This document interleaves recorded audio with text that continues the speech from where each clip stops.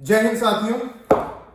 9 दिसंबर 2021 की ये तारीख न केवल इस बात के लिए इतिहास में दर्ज हुई है कि इस दिन किसान आंदोलन खत्म हुआ, बल्कि इस बात के लिए भी इतिहास में दर्ज है कि एक तानाशाह प्रवृत्ति का प्रधानमंत्री, जिसने देश के आवाम को यह दिखाया कि वो कितना बड़ा तानाशाह है, वो जिस भी फैसले को लेगा, जिस भी निर्णय को लेगा, जिस भी कानून को जनता के ऊपर थोपने की कोशिश करेगा, उसको जनता स्वीकार कर लेगी। लेकिन किसानों ने यह दिखा दिया कि किसानों को अड़ियल बैल को हल में जोतना आता है। किसान जानते हैं कि अड़ियल बैल से काम किस प्रकार कराया जाता है, और इस अदम्य साहस के लिए मैं किसानों का 100 बार नमन करता हूं।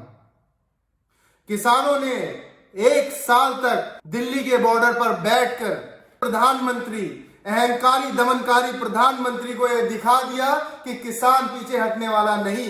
किसान जिस उद्देश्य से आया था, जब तक वे पूर्ण नहीं हो जाता वो पीछे नहीं हटेगा।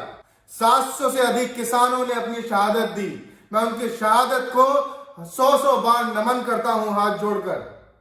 उनकी शहादत के चलते ही यह संभव हो पाया कि काले कानून वापस हो पाए और एक अहंकारी प्रधानमंत्री को अपने घुटनों पर आकर माफी मांगनी पड़ी, अपने शब्दों को वापस लेना पड़ा। जहां समस्त मीडिया इस बात को दिखाने की कोशिश कर रहा था कि प्रधानमंत्री मोदी जी जो भी बात कहते हैं, जो भी कानून थोपते हैं, जो भी नीतियां लागू करते हैं, जनता को उनको स्वीकार करना ही होगा।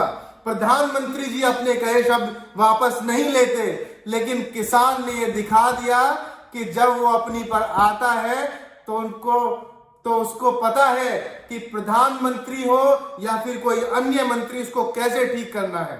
1 साल लंबे चले आंदोलन के साथ किसान ने जिस प्रकार का एकजुटता, साहस और निर्भीकता का परिचय दिया, उसकी जितनी तारीफ की जाए उतनी कम है। और ये केवल किसानों के लिए नहीं है, यह सीख है 130 करोड़ भारतीयों के लिए कि सरकार या कोई भी दमनकारी नेता, कोई भी तानाशाही प्रवृत्ति का नेता जब भी इस प्रकार के कानून, इस प्रकार की नीतियां आप पर जबरदस्ती थोपने की कोशिश करें, तो हमें एकजुट होकर उस बात के खिलाफ, उस अन्याय के खिलाफ आवाज उठाने की आवश्यकता है। मैं किसानों को बहुत बहुत बधाई देता हूं और 130 करोड़ आवाम को भी बहुत बहुत बधाई देता हूं। और मैं तहे दिल से हाथ जोड़ के समस्त किसान यूनियन का, प्रत्येक व्यक्ति का, उन 700 किसानों का जिन्होंने शहादत दी, दिल से नमन करता हूं। धन्यवाद।